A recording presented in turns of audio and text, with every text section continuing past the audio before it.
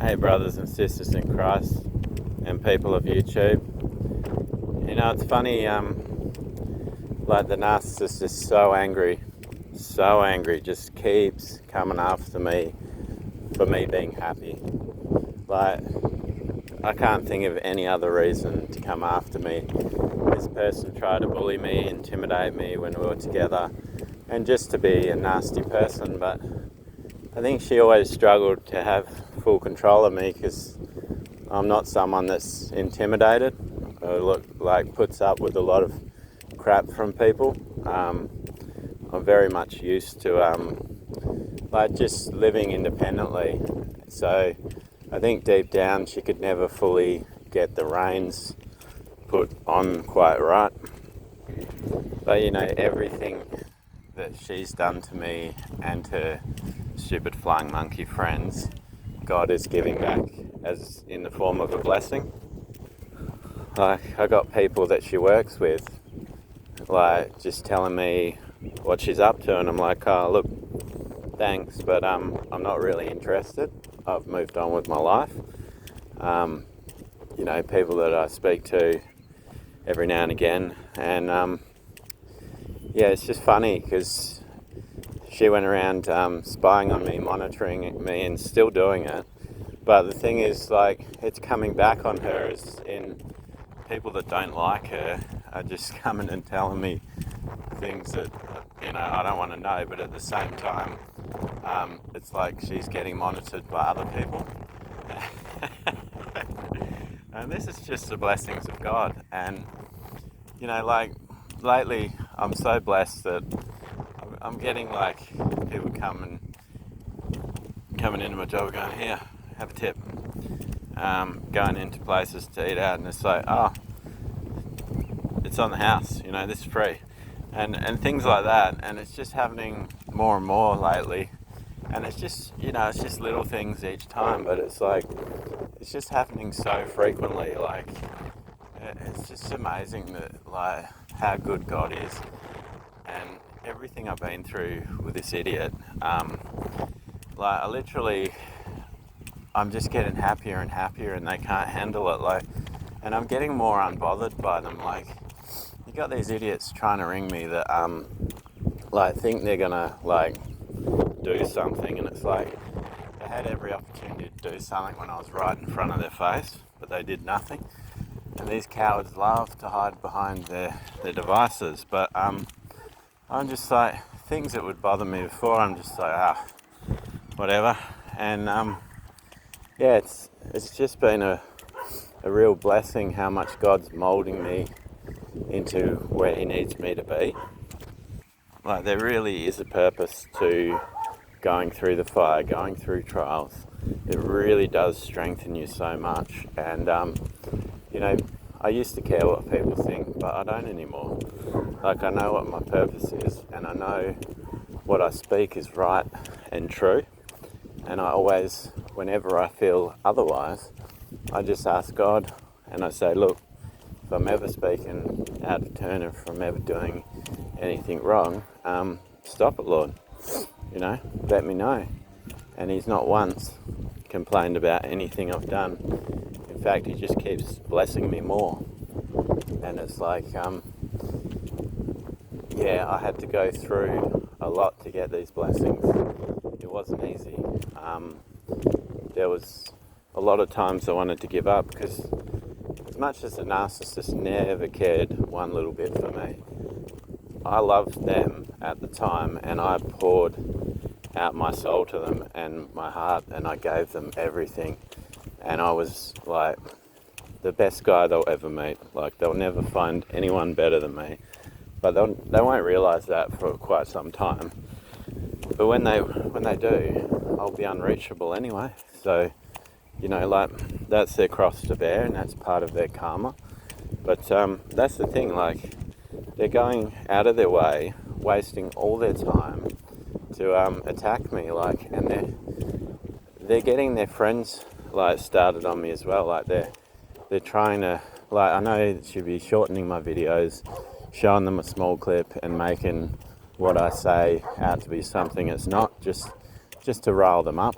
And where are these people? Like, they're exactly where I met them. Like, nothing in their life has changed. They haven't evolved in any way. They're just doing the same things they always do. You know, work the same job, drink at the same bars, hang out with the same idiots. You know, I've said this before, but Satan loves running out the clock. He knows if he can stop people looking at their Bible and just have them envying each other and jealous of each other and attacking each other, he can run their clock out and they can die with no hope of being saved by God. And this is the devil's main purpose. So even the people that are serving him, doing his will, they think that they're going to be someone in life and get somewhere. And they're craving power. And there's people there professing to be Christians that crave power more than following God. They crave money more than following God. These things are way more important to them. You won't see these people on the street handing out money to homeless people, or, you know, helping people in any way, shape or form that doesn't give them something back in return, like money or status or something else. See, the reason these people can't grow is because they sit around a table gossiping all day. They're so envious and jealous of everyone else that they don't actually put any work into themselves to grow, and they stay in the same stagnant place for years and years, and then they go around bragging to people about it. Like, hey, I've had this job for 5 years, or I've had this job for 10 years. So what? Is that all you've done with your life? Like, you know, people really love talking about their status and what they do. Doesn't say anything about what kind of person you are. Like, it's really sad, to be honest. And anyone that sits around gossiping about people, like, is a really unhappy person. Like, they don't have anything going on in their life that's noteworthy. And if you have to just sit there and drink every weekend just to put a smile on your face, there's something wrong with you, eh? You need to check your head out, eh? And yeah, these people, they just they never learn. The gossip ends up being an addiction for them, just like gambling. It's just like, all right, who are we going to talk shit about to today? And when you gossip, you're actually lying about people, because when you haven't got things to say, like when you're like, oh, I haven't actually got anything on this person today, oh, we'll just make something up because it makes me feel good, you know. And this is how these people behave. And some of these people are Christians that are doing this. And it's like, there's no reason on earth that you should be gossiping about anyone. And these were the sort of things when I was younger that you got a punch in the face for, that you got really roughed up for, especially if a man's gossiping. It's like, what sort of man does stuff like that? It's ridiculous. And you know, you want to go around talking shit about people when they aren't there. How cowardly is that? These people are just ridiculous in everything they do. And they love to sit there in big groups, and they feel powerful when they're together. But, you know, and yet they sit around like talking shit about someone that's not even there, because they're scared to get a reaction off this person. They're scared this person is actually going to punch them in the face. And it's like, if you're being that much of a coward, you should think about that, especially as a man. I mean, you got to work on yourself if that's the sort of man you are. Like, you know, no woman wants to be with a coward. Like, and this is the trouble with their whole hierarchy, these narcissists and their flying monkeys. Like, the flying monkeys, in the whole camp, they have a lot of women that are cheating on the men, and the men wouldn't even know, because they're just the ATMs. And, you know, everything I went through is being done in their own camp as well. These people are wicked, and I just don't understand how they think a partner can be loyal when they're in these groups. Like, seriously, these groups, there's no loyalty, there's no love, there's none of that. It's all transactional. They're all the same. They're all low vibrational people that literally, They just, they sit there making fun of other people when they're not there. I mean, think about that for a minute. Like, if someone's not there to defend themselves, how is that fair? How is that being brave? How is that showing any character? Like, if you've got a problem with someone, you should go up to their face and say it to them. But these people just, they like to hide behind their groups. They love to have these private rooms. And that's the sad thing about it, because they view the people they're with as loyal. And it's like, evil people aren't loyal. Not one of them. They don't have any loyalty to them whatsoever. So the thing is, the things that were done to me, they're doing to each other anyway. So, karma just works in mysterious ways. Like, it literally, they're receiving their karma on a daily basis, and they don't even realise it. And they probably won't until it's too late, and they lose everything. And that's the thing, everything they do to me is just making them smarter to do it to themselves as well. Like, in these groups they're in, they're going to eventually turn on each other, and it's just going to be like their house of cards is going to fall over. Because, you can't, a house can't stand that's against itself. And these people are actually against each other. They just have a common cause at the time. But when you remove yourself from the situation, they just start suffocating. They're like, oh, who are we going to attack now? And that's when their whole group unravels, because it's like, oh, where's Jamie gone? We got nobody to attack when they're not there. We got nobody to check up on. Like, we got nobody to laugh at. What are we going to do? Oh, we're going to have to pick someone in the group, and they're going to be the new scapegoat. And eventually they can't get the same amusement out of that. Because the thing is, I never attacked these people back. I just, I took the punches and I just kept going. And that's where true strength comes from. When you can endure through a lot of things that most people cannot. And these people are so weak. Like, if the same thing is done to them, they will crumple and fall. And that's why the whole house is going to fall over, because they won't be able to find someone that can take abuse like I did. They just won't be able to. And it's because I've had a hard life, and I keep saying this in my videos, but nobody believes me.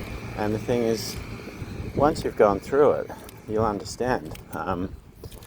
But the thing is, it just doesn't bother me anymore. Like, I've moved on with my life, but these people, they still, like, they're my greatest fans. They just keep coming after me, even though there's nothing to come after. Like, I've already removed myself. But yeah, it's so sad they got nothing else in their life that they have to keep trying.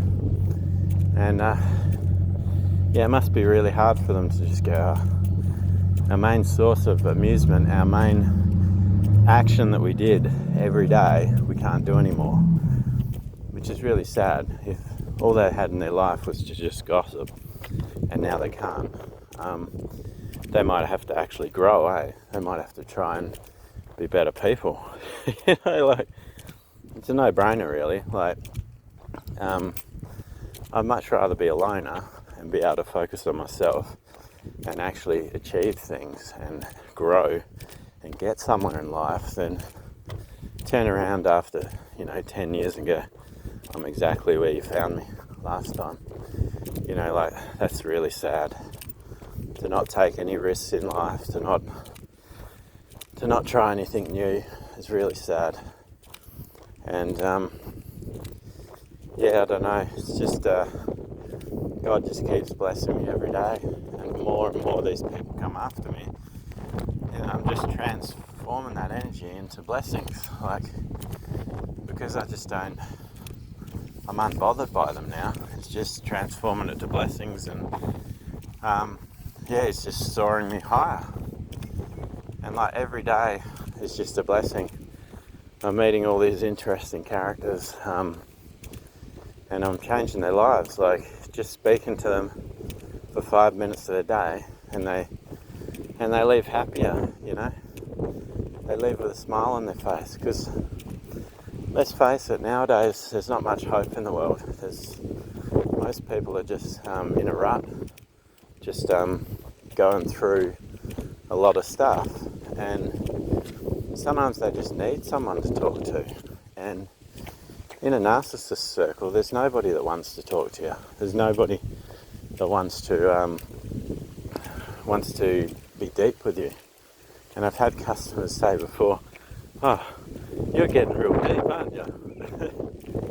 And at first they felt a little uncomfortable, but after a while they just let go, and they got deep with me, and we really hashed out some stuff, and it was beautiful, because that's how we should be. We should be able to communicate with each other. I used to, when I was a kid, there'd be bus drivers that would just pull up on the side of the road and you go, "Hey fellas, do you want a lift?" And it's like, "No, we don't want to pay for a bus right now." And he's like, "Nah, if you're going down there in the street or something, I can give you a lift." And it's like, "Oh yeah, we are going pretty far down there." So he'd just give us a free lift, and you didn't have to do that, but went out of his way to just be nice. And there was a lot of that growing up as a kid. Like, one of the things a lot of narcs don't do, or their generation didn't do, but mine did, was we had to ring up a person's parents to hang out with their child. So we had to get to know their parents on a sort of intimate level that they ended up being our friends too, like an extension of our friends, because we'd have to talk to them before we talked to our friends.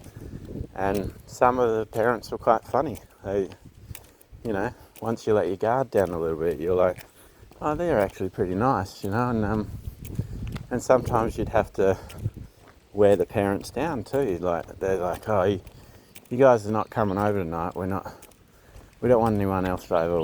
We're tired." Blah, blah, blah. Because you'd build a relationship with them and weren't just another friend. You're almost like part of the family. Sometimes you'd wear them down. Like, you'd go and chat to them, and they'd be like, "All right, you guys can stay for a while," and then you just end up sleeping over. And yeah, but you never see that anymore. You don't see any parents chatting with kids like in that way, because everyone's on their iPads, and even though kids have their phones, they just don't ring anyone like they used to. And we've lost a lot of our love and feeling, like a lot of care that we used to give people, we used to give each other.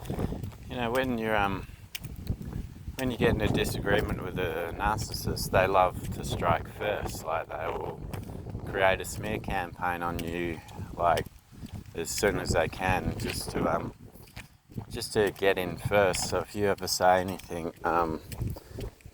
like, people don't believe you because the narcissist has already got in and ruined your reputation. But you can, as an empath, you can strike first too. Like, you can go up to people, and you can just get real deep with them and just open up to them a little bit, and they'll reciprocate. They'll be like, "Oh, who is this person who wants to speak about things nobody else does?" And it opens people up. If you're willing to be just a little bit vulnerable with someone, they'll open up as well, and you can communicate better with them. And I don't know, it's like the blessings God's given me is just to be very good at just opening people's heart valve up and getting them to talk to me.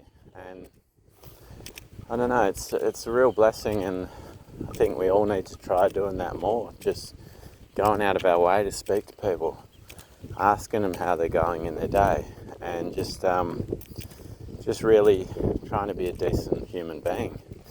I think it's basic human rights, just being a decent human being, and just trying to be good to people that you meet. And you don't always get things back that you put out. Like you don't always get people being nice back to you. But it plants a seed in their heart. It changes them forever. Like they'll just be like, I actually met someone today that was nice to me. Because in the world there's not that many people left that are nice to each other. And when I say nice, I mean like there's worldly nice where you get an evil person that puts a smile on their face and pretends to be your friend while stabbing you in the back. But for someone to just ask you how you are and want nothing in return, that's really rare, you know. And once you start doing it, and people start trusting you more, it's like they look forward to seeing you. And yeah, these are like the blessings God gives me, and this is why I just enjoy what I do so much, because I actually feel like it's not just a job, you know, it's an assignment. He's getting me to just gather his people to him, you know, because once people get curious about you and go, why is this person always so good to us? Why is he always going out of his way to try and speak to us? And it's like, because of God, for no other reason than I have a heart for God, and God is love. And this is what the narcissists and all their evil minions don't understand. But when you go to hell, the worst part about it is God removes his love. He removes himself from the place, which means that you're in a horrific place because you no longer have love in your life. Because even a wicked person, God's love is still around them. He's still in the background, just doing things to give them some blessings. Like God doesn't want anyone to perish, and He doesn't want anyone to be without love. But the thing is, at the end of the day, God can see a poor investment, and eventually He removes His love from them. And when the narcissist starts receiving their karma, one of the biggest things they lose is God. He turns his back on them. And that's terrifying, especially in the world when you've got no hope because he's just left you. Yeah. Anyway, God bless all of you. Remember, Jesus loves you. I love you, and have a blessed day in Jesus' name.